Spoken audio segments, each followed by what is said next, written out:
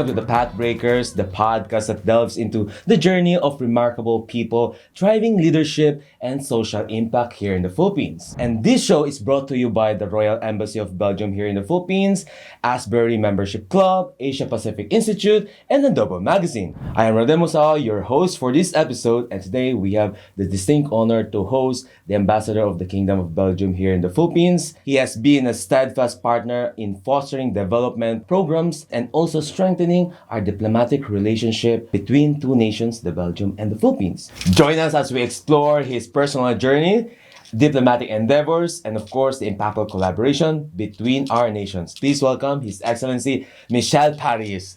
Thank you so much for making time, Ambassador. Thank you, Rhadem. Growing up, what was your sort of like aspiration? I think most of us, when we grow up, we have different way of thinking on who we want to be when we grow up. One of the aspirations was to become a diplomat, but also to become a scientist, also to become a historian, also to become a traveler. So I had a lot of aspirations. I like to watch on TV. At that time, by the way, in Belgium, you had the national TV. Mm-hmm. So all children in school are watching the same TV. Anyway, I like to watch on TV programs on foreign countries. I like the idea of traveling. And these programs were interviewing people. From time to time, they were diplomats. So I knew what a diplomat was. Then, in 1975, during a trip to what was then Yugoslavia, my elder brother, lost his passport, so we had to go to the consulate to get a new passport. So that's the first time that I met a consul and that I knew what he was doing. In 1980, I was in the last year of high school, and I was looking what could I do later. And at the university, there was a session explaining the diplomatic career. And my first idea was, yes, that's what I want to do. Aww. I went to that session who said that first you need to get a master. Mm-hmm. Then it's better to take a specialty after the master. Then, of course, at that time, men still had to do a military service. And most people prepared the diplomatic exam for 2 years. Then when they pass the exam, they are a trainee in the diplomatic career for 2 years. Then there is a final exam, and then they can be diplomats. As an 18-year-old, I was counting the number of years. It looked like 10 years. I said, I never want to do this. Who wants to be a student for 10 years to try to prepare to be a diplomat? So yeah. I dismissed the idea for a moment. And I started to study what my parents thought was a very good idea, to be a civil engineer. But after 2 years, I was depressed at all the mathematics, and I wanted to do something more artful. Mm-hmm. So I changed my studies to study film. But I studied for 4 years. And I got my diploma. And then, after getting a diploma, the question is, what will you do for a job? And I have different ideas. Continue to study in a university abroad, or to do something else. A new diplomatic exam was coming up, so I said, I will register for that exam. And at the state exam board, they told me that my film diploma was not good enough to prepare a diplomatic exam. Should have studied politics or law or economics. And so I thought, I will study law, because you see, to be a diplomat was still somewhere in my mind. So I registered in the first year of law, Mm-hmm. what became very useful for me later, but I didn't know it at that time. My parents told me that it's time for me to find a job. I have to tell you that my father had been diagnosed with Parkinson's disease and had to stop working. So they told me it's no way that we will continue to pay for you to study a lot. And I think it was in accordance with the general feeling in Belgium at the moment that young people have to work and not continue to study. I'm always amazed now when I meet young diplomats. They did a lot of things, They did a master in Belgium. They went abroad to study. They have been indeed students like more than 10 years. At that moment, it was difficult to conceive this. Young people were supposed to work. I found out that there is another career at Foreign Affairs called the consular career, and there any diploma is good. So I thought, well, my aim is to travel abroad and go from one embassy to another. Mm-hmm. So consular career is good enough for me. I will prepare the exam. There were about 800 candidates. I ended up the exam being number 1. Whoa! So I was selected into consular career. And in the beginning of my career, someone told me, oh, you are a very bright young man.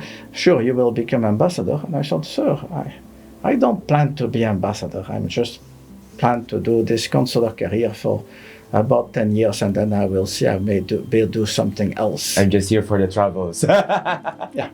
And actually, so I found out that as a junior in the consular career, you're always below the diplomats.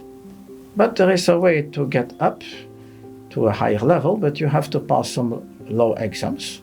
I studied all this and I passed the exams, so I was at a higher level. I continued to study in every country where I have been posted. So when I was posted in Los Angeles, I went to UCLA in the evening and on Saturday to take some classes. When I was posted in Korea, I studied Korean at Sogan University. When I was posted in Cairo, I went to the American University of Cairo to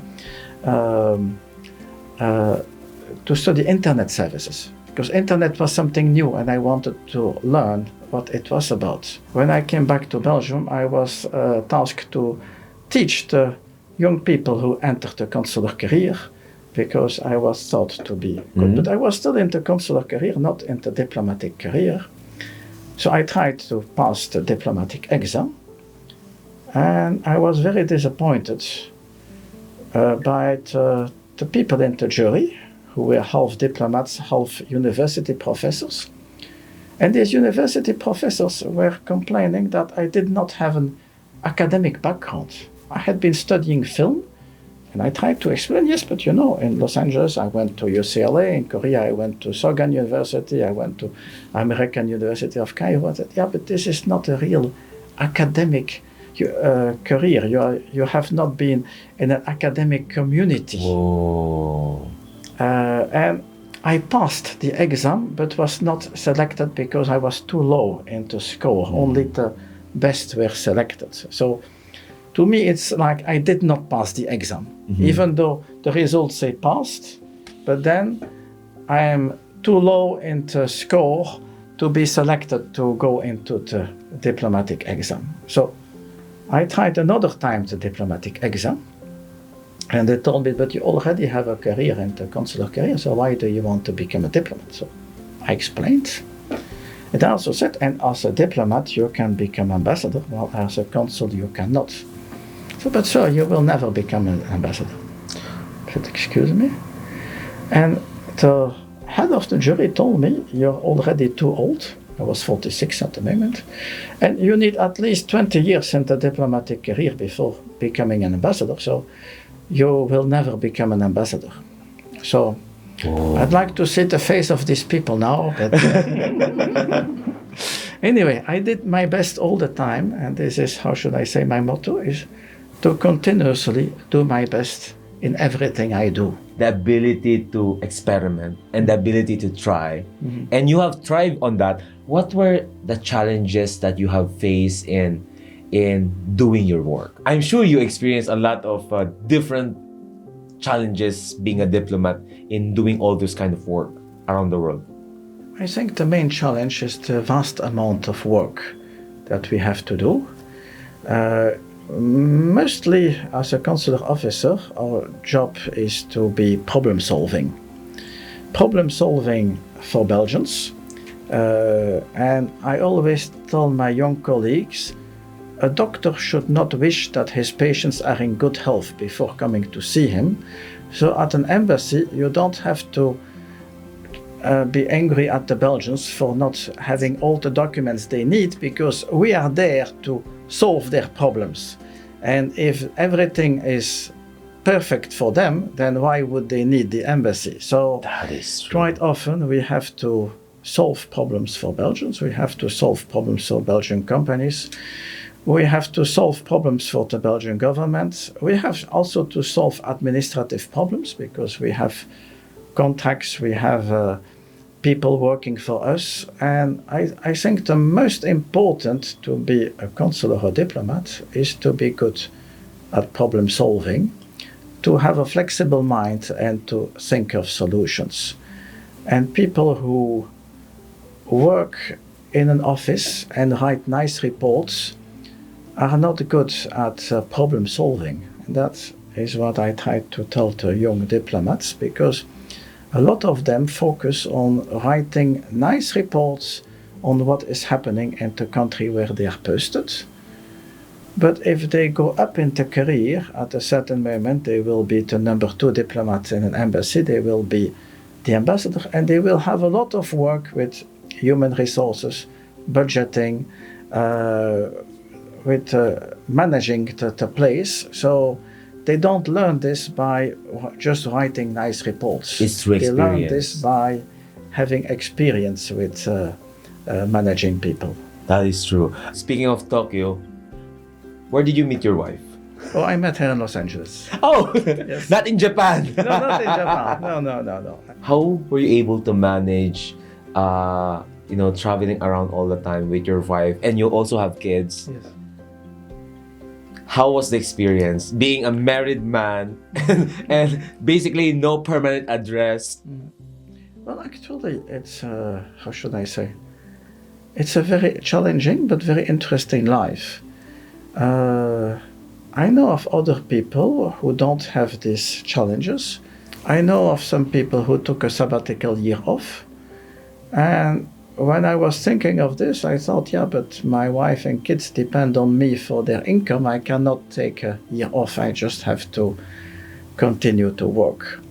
Also, when my 2 sons were in university, that was a motivation for me to work very hard to get a new assignment, because I knew that I would have to help them pay the bills being in university. Mm-hmm. And I got an extra assignment. So in some way, my children have been helping me building up my career, because I knew that I had to work for them. Oh, yeah. But were they also traveling with you, or were they like just study and base longer somewhere? No, they have been traveling with me up to the age of 18, from one embassy to another. Oh. So it's not always easy, because we don't always get what we ask for in terms of assignments. How should I? That's also why I choose this career, is to travel, but also to talk to people, to meet people is the most important. So these NGOs bring me quite often in poor neighborhoods, or bring me in contacts with fisherfolk, with farmers. And you talk with these people and you see how they are living. I know some embassies who have their office in BGC, and diplomats who work for these embassies also have their apartment in BGC, and they go shopping into shops in BGC. And I tell them, if you want to see the real Philippines, you have to go out and talk And with explore, people yes. outside of BGC. And yeah. And that is probably your way of widening your perspective about life in different culture. Probably let's go to the part where the Belgium's development initiatives in the Philippines. Belgium has been supporting a lot of initiatives and advocacies, and sometimes it's with peace, and there are some part which is ecotourism and other things, especially in Mindanao, and also especially in Bangsamoro region. What motivates Belgium to invest and fund on this specific region, for example, either Bangsamoro or Mindanao, and what outcome are we envisioning from these efforts? So Belgium is supporting a lot of programs around the world, and it helps to make the world a better world. That's the main objective of the development cooperation, to work on the sustainable development goals. And people don't always understand the sustainable and sustainable development goals, but the world as it is now is not sustainable. We use too much fossil fuel, we use too much plastic, we are polluting too much, and we have to come to a situation where there is a balance between what we need and the world will continue to exist forever. It's also useful in general for the Belgian diplomacy, for me, to have information on many things that happen. So we are also active with advocacy, working with human rights groups and ecological groups, but it helps to get information on what is happening on the ground. In the realms of renewable energy and infrastructure, Belgium has collaborated closely with the Philippine government. Can you elaborate on the strategic importance of these sectors in our bilateral relations, and what are the anticipated benefits for both Belgium and the Philippines? Yeah. So we have a lot of know-how in Belgium, and there is a need for recyclable energy in the Philippines. So our companies are ready to work with the Philippines, and there are lots of projects. And I must say that many of these projects are still in the beginning stage. It's not so that we have a lot that we can show off for the moment, but one of them are the small hydroelectric turbines that can be put in small rivers, even in agricultural canals, and that generate electricity. Oh, that's good. There is the wind energy. When you travel to Mindoro Island, you will see on top of the mountains some windmills. Well, a Belgian investment bank is part of the investors who put money into that. We have Belgian companies specialized in offshore wind energy. Mm-hmm. So we can do that too in the Philippines. But for the moment, it did not start yet. It's just a proposal that it's possible to do so. So the two Belgian offshore companies who are competitors of each other both work in Taiwan with competing Taiwanese companies. Mm-hmm. So you are sure you have the best price because they are competitors, so they will each have their bid. It just need to go ahead. There is enough space in the Philippines for offshore wind energy. You can also have onshore wind energy, of course. But I think there's a famous phrase here in the Philippines where no man is an island. It means we cannot do it alone. We have to do it together. Mm-hmm. And I think that's what also the Belgian Embassy or the Belgian government are doing, working closely with the EU, with the neighboring countries, and with other countries to really make sure that we end up generating more clean energy to mitigate the challenges that being faced by the environment, by the climate in times of global warming. I think cooperations such as like this from Belgian government and from other sectors, government, will be really help the Philippines generate more clean energy. For a short trivia as well, the renewable energy industry in the Philippines are still generating 22.8% renewable energy product, may it be from wind, hydro, geothermal, or biomass. So majority of that, almost 80% here in the Philippines, we are still dependent on coal and gas generating energy. So I think the goal here is that in the near future, we'll be able to generate more cleaner energy for us to be able to to protect the environment, address climate change, and at the same time to lower electricity bill. I think here in Southeast Asia or in Asia, Philippines has the highest rate when it comes to electricity. So I think cooperations such as like this from Belgian government and from other sectors to really help the Philippines generate more clean energy. Asian Development Bank developed itself as the climate bank in the world. They have a lot of programs now to help tackle climate change. So it's a very good thing. And I would warn against not repeating the mistakes of the past, because up to some years ago, some 10 years ago, the ADB thought that every development is a good development, and they were funding new coal-fired power plants because it's development. We know since Rio in 1992 that the pollution is causing climate change and that coal is bad. But now the ADB is financing the retirement of coal-powered power plants. So we have to get away with the idea that any development is a good development, but some developing countries too much think. Oh, the US, Europe, Japan, they're already developed. We first have to catch up, and then we will do what is right to make it sustainable. No, we better not make the mistakes and make it sustainable from the beginning. In the US, that has one of the oldest power grids, the power grid is very inefficient. Only 20% of the electricity reaches the homes. Yes. And 80% is lost in heat on the way. So better to make it efficient from the beginning. It will be cheaper, it will be better, and it will be also better for the planet. Yes, that is really true. Yeah, and there's an upcoming coal ban moratorium here in the Philippines for 2030, but this only applies to upcoming, or like it's basically banning new coal generating power plant here in the Philippines. But of course, those previous coal power plant still operates, but we're helping them to transition to a cleaner energy. As an ambassador here in the Philippines, you are known as someone who advocates and support different sustainable development programs. Is there one specific program that is really closest to your heart? I would say that they are all close to my heart, but especially the sustainable development goals that has to do with the ocean, to clean up the ocean, to mitigate plastic pollution, etc.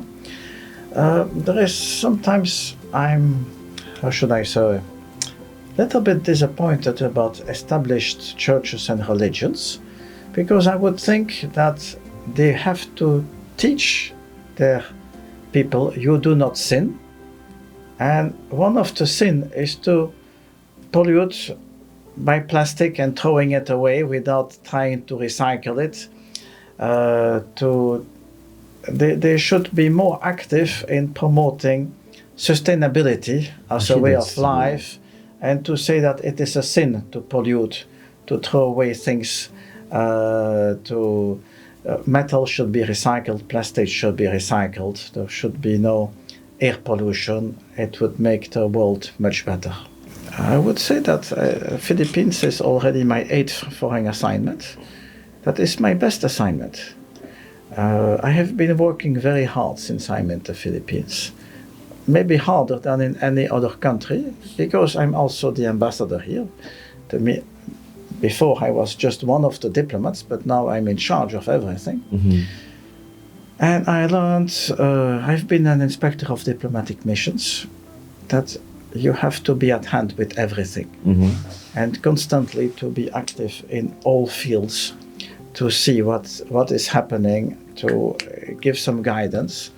And I think we did a lot of things, that we achieved a lot of things. So looking ahead, and given what's happening with the world now, I mean, there's a lot of things that is happening, the issues with Europe, the Ukraine thing, the US thing, also the tension with China, with a lot of things that are happening, and sometimes you wonder, will diplomacy work this time when everyone is angry?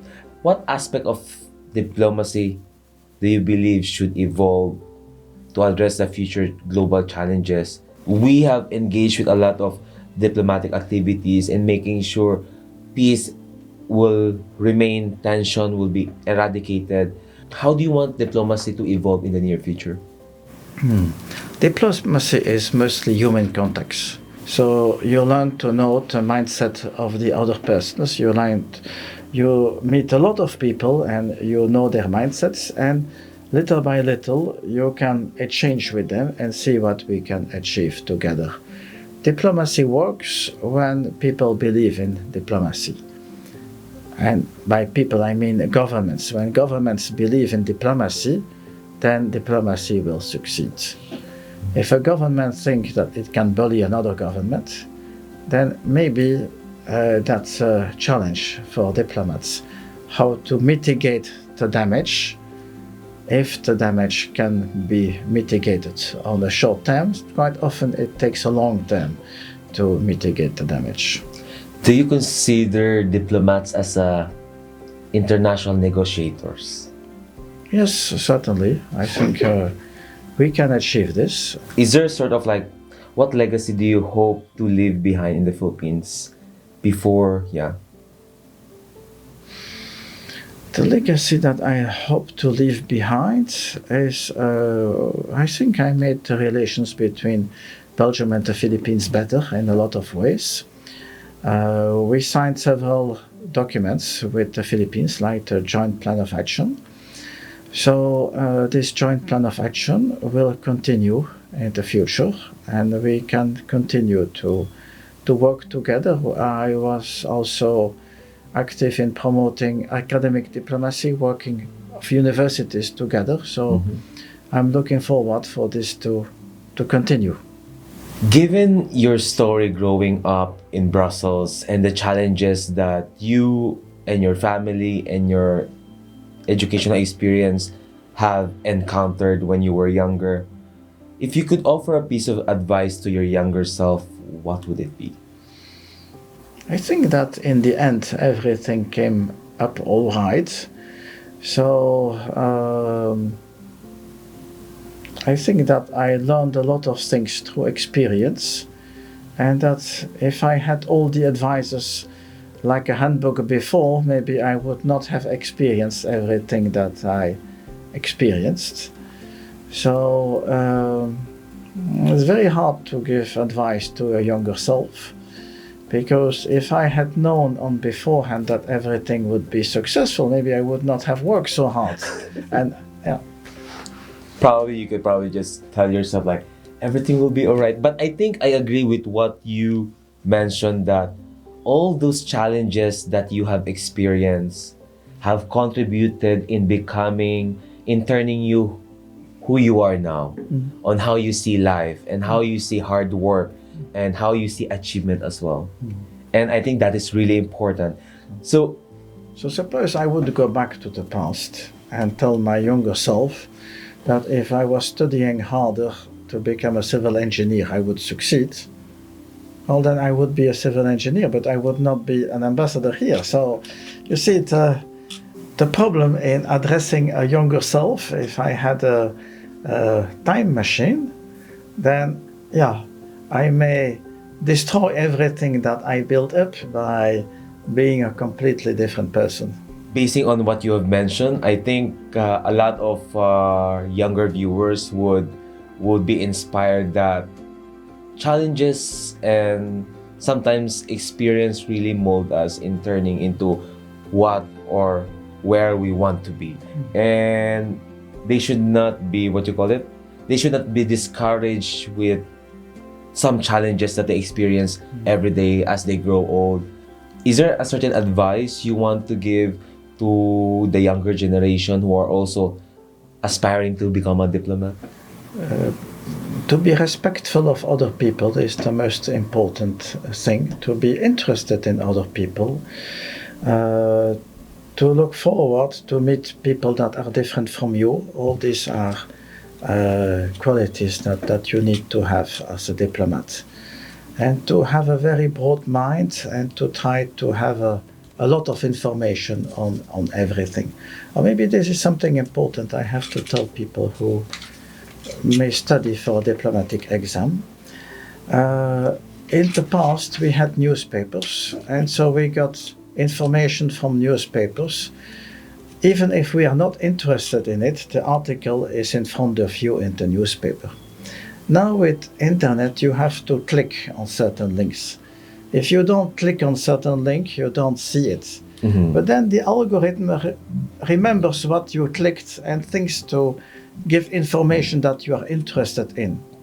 There is a big danger is that some news you never see because the algorithm think that you are not interested in. That is true. And you have to have a very broad mind, knowing a lot of things on a lot of subjects.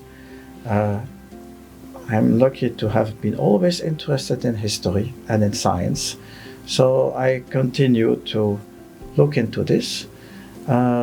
It's sometimes important to know something about the historical background of something that happened, to understand something that happens now.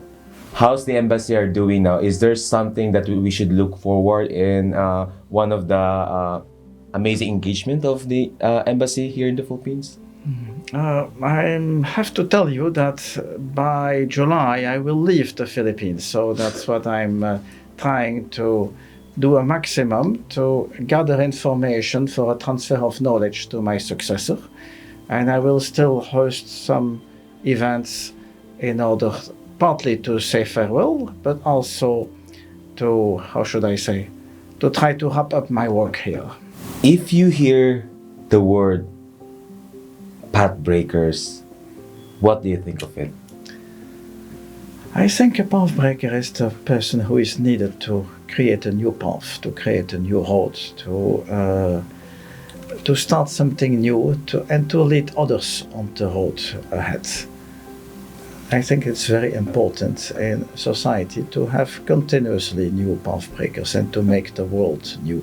Today's conversation has really inspired us on the story and journey of Ambassador Parys from his the challenges growing up in Brussels and his journey traveling around the world and coming here in the Philippines, and what the embassy through his leadership have accomplished being here in the Philippines, and also helping a lot of efforts and programs to make sure that everyone's in some ways in the near future would live a better life compared on our lives from the past. And his reflections of life has really make us understand on the enduring power of partnership, collaboration, and at the same time understanding not just history, understanding about the political climate as well, and understanding the needs of people on the ground. Thank you so much for watching. If this show has inspired you to do more and probably become a diplomat in the near future,